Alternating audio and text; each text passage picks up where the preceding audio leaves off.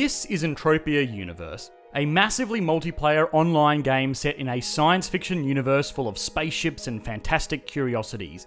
It is a game where players can choose from a wide variety of professions to occupy themselves with, which in turn builds a diverse and functioning economy. This doesn't sound too dissimilar from another video game we have explored on the channel before, EVE Online, which is again a massively multiplayer online game set in a science fiction universe full of spaceships and fantastic curiosities. In fact, in EVE Online's case, it appears as if the general economy is more developed, with larger independent and coexisting player nations, a more active market, and generally more professions that players can fall into. So it seems for the most part that the 3-part video series on the economy of EVE Online should be sufficient to explore all of these kind of video games economy and what they have to offer. I mean, not even Norway got a 3-part series, and we love Norway here. Entropia Universe is perhaps worth discussing though because of one very small aspect that makes a very, very big difference. The currency in Entropia Universe can be traded back and forth for real world money, meaning it is effectively a video game that you are playing using real world currency. And it was also an entirely exchangeable digital currency that existed 7 whole years before Bitcoin came onto the scene.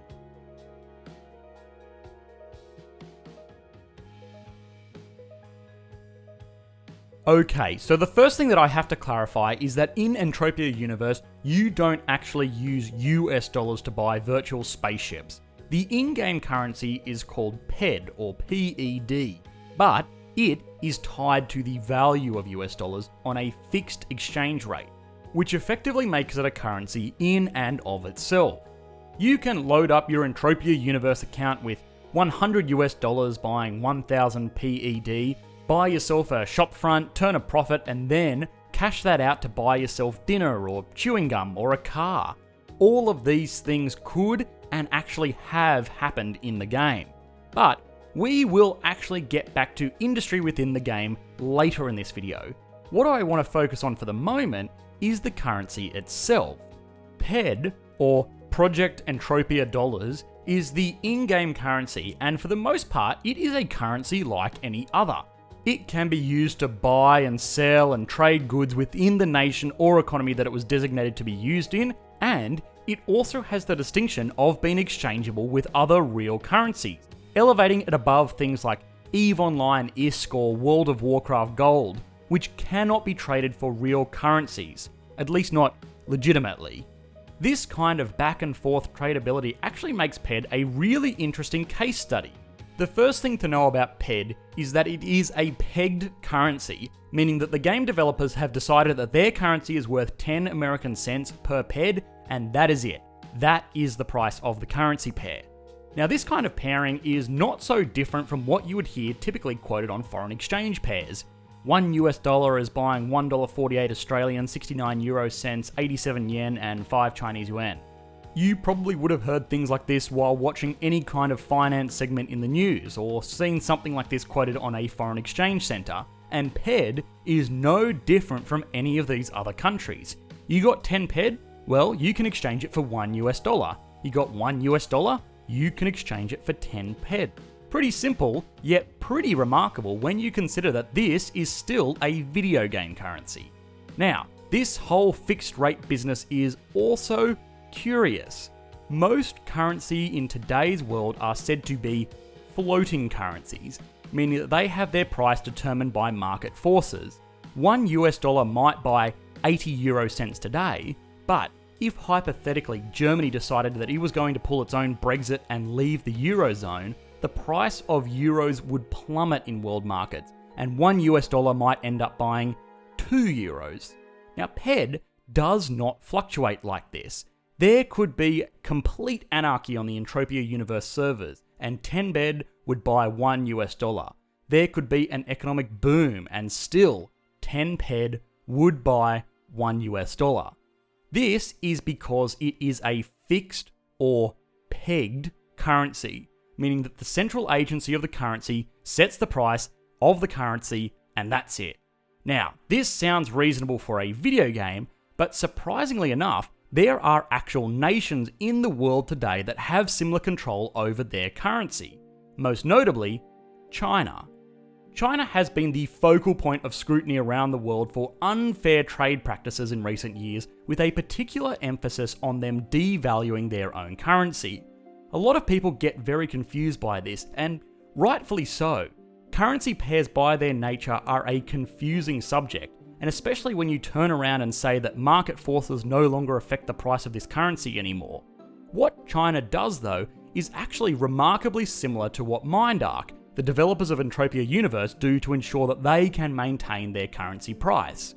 When MindArk receives money from a player to purchase PED, they hold on to that currency until it is actually used up or lost in the game.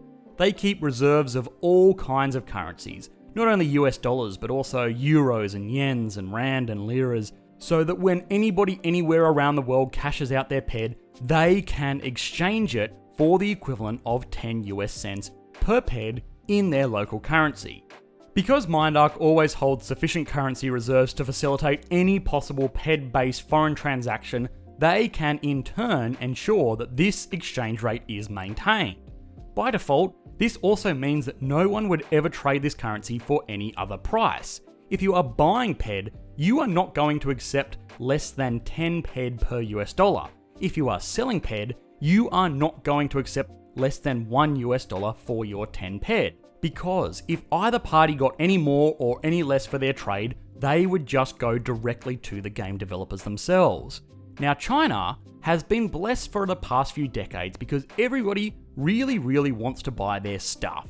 Exactly why this is will be discussed in the next video on the series of the Chinese economy. But what is important to know for now is that China exports way more than it imports, which means that the value of its own currency should increase. Instead, for the most part, the Chinese government allows people to exchange their own domestic currency and uses this trade as an effective way to build up huge foreign currency reserve, which in turn allows the Chinese government to monopolize the foreign exchange market for the Chinese currency, which puts it in a very similar situation to MindArk with its PED. By always having enough of either currency to facilitate any trade in any direction, the Chinese government gets to determine the price of its currency. Now, China has actually cooled this in recent years, and since 2006, China's currency is technically a floating currency, but the government still holds close control to ensure that an artificially low value is maintained to give Chinese exporters an equally artificial competitive edge in global markets. So, there you have it. A video game currency, normally used to buy spaceships and whatever this thing is, can be used as a really effective economic model for one of the largest and most influential national economies in the world. All of that being said, the economy of Entropia Universe is no slouch in and of itself, and there are legitimately people whose full-time job is working within this game.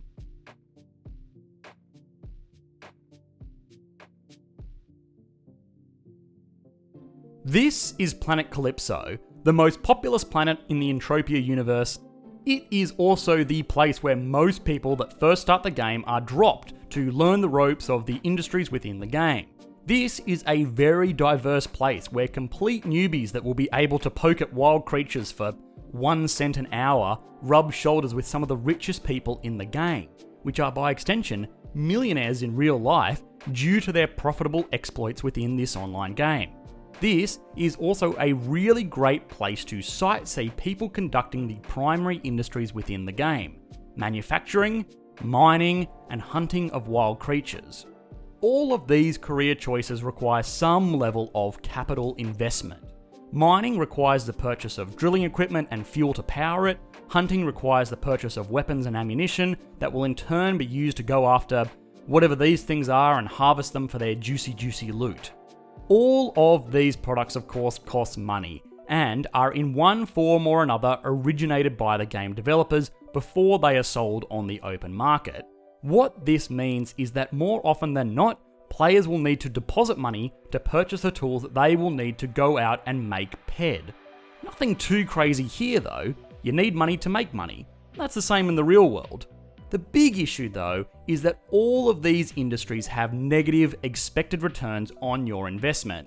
Sure, a budding miner might strike it rich in some faraway mineral field, or a lucky hunter may slay some super rare beast that drops very valuable materials, but for the most part, you are likely to spend far more on ammunition and fuel and health packs and the like than you are going to make back in the profit from the loot that you take or the materials that you harvest.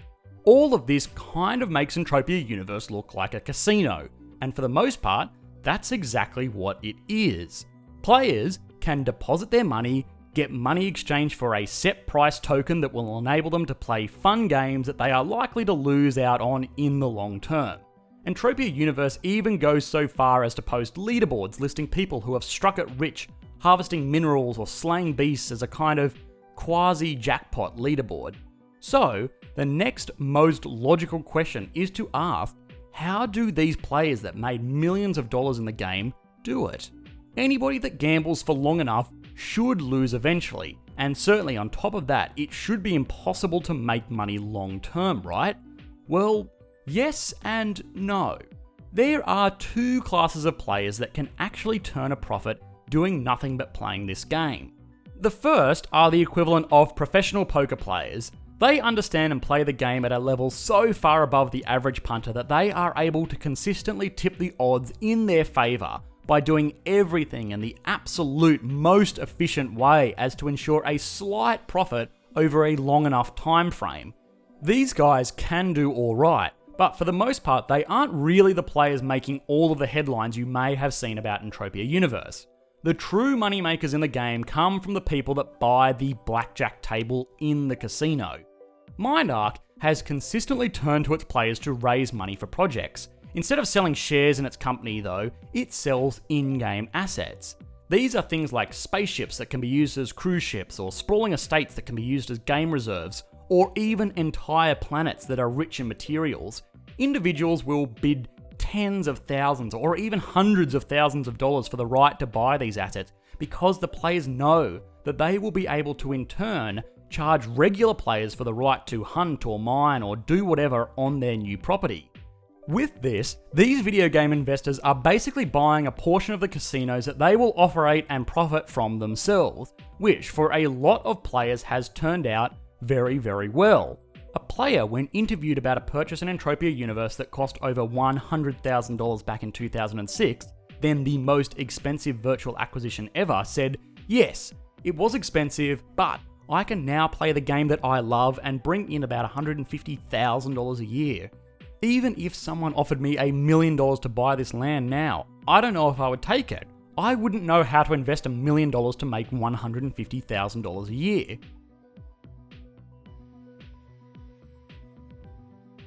Entropia Universe is one of those games that you have likely heard a lot about but never really looked too far into. It is a class of game that has caused controversy due to the fundamental gambling base that is the core of its operations.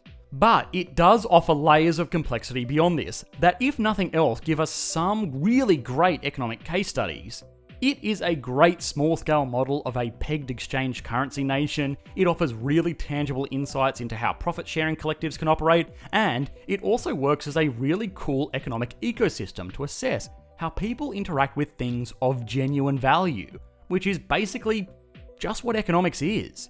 It must be noted that Entropia Universe is far from its peak, with a shrinking player base and cash flows, but the players of the game are about as devout as they come, and it is likely that this game will continue to make headlines for many years to come. Hi guys, I hope you enjoyed the latest video. A huge thank you to our new patrons over on Patreon. Your support continues to make these videos possible.